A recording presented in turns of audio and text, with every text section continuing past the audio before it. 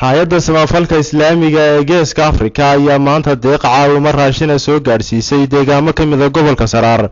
raashinkan caawimada oo hay'addan Geeska Afrika ugu tala gashay dadkii ay saameynta ku yeesheen abaarihii dalka ka dhacay ayaa waxaa deeqdaasi galbinayay mas'uulka ahaa gudoomiye ku-xigeenka hay'adda Islaamiga ee Geeska Afrika iyo agaasimaha mashaariicda ee hay'adda Geeska Afrika Faysal Maxamuud Xasan, waxaana si rasmi ah raashinkaasi caawimada uga wareegay mas'uuliyiinta gobolka Saraar oo ka mid yahay xogayaha fulinta gobolka Saraar Caawil Axmed Dareeye iyo suduwaha wasaaradda dibadejinta qaxoontiyada iyo barakacayaasha Xasan Maxamed Qururux iyo mas'uuliyiin kale oo doora. waxaana ugu horreynba raashinkan saaka laga qaybiyay kaamay degan yihiin qaar ka mid ah dadkii ay saameynta ku yeesheen abaarihii dalka ka dhacay, kaasi oo ku yaala duleedka degmada Oog. qaybintii raashinkan oo ay saaka ka soo qayb galeen mas'uuliyiinta gobolka Saraar iyo mas'uuliyiinta hay'addan Islaamiga ee Geeska Afrika ayaa waxaa ugu horreynba hadal kooban ka soo jeediyay madaxa mashaariicda hay'addaasi Islaamiga ee Geeska Afrika Faysal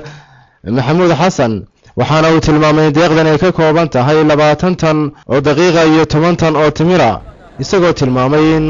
deeqda raashinka ay tahay mid hordhaca balse ay maanka ku hayaan inay mar walba la soo gaaraan dadka ay dhibaatadu saameysay ee ku nool gobolka Saraar wixii taakula ay la damacsan yihiin. suduwaha wasaaradda dibadejinta ee gobolka Saraar Xasan Qururux oo isaguna madashaasi hadal kooban ka soo jeediyay ayaa si weyn ugu mahadnaqay hay'adda Islaamiga ee Geeska Afrika, waxaana uu ku bogaadiyay dadaalka ay u gashay inay deeq raashin la soo gaadho dadkan ay abaaruhu saameeyeen ee ku nool gobolka Saraar. suduwahani waxa uu sidoo kale hay'adaha kale uu ka codsaday inay ku daydaan hay'addan wadaniga ee Islaamiga ee Geeska Afrika, isla markaasina ay dhankooda iyaguna wixii ay u qaban karaan ay la gaaraan dadka ay abaarihii dalka ka dhacay ay saameeyeen. dugsiyada hoose dhexe ee dalka ee loo soo gaabiyo Salsa ayaa wacyigelin ka fuliyay dugsiga hoose dhexe ee Horyaal ku yaala magaalada Caynabo. barnaamijkan wacyigelinta oo qayb ka ah barnaamijka Cheel to Cheel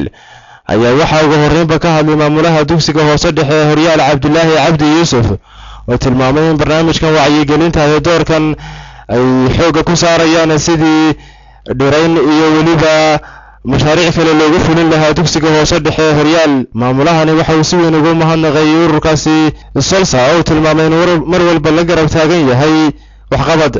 sidoo kale waxaa isaguna halkaasi ka hadlay macallin Xasan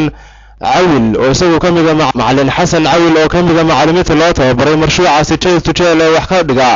dugsigaasi hoose dhexe ee Horyaal.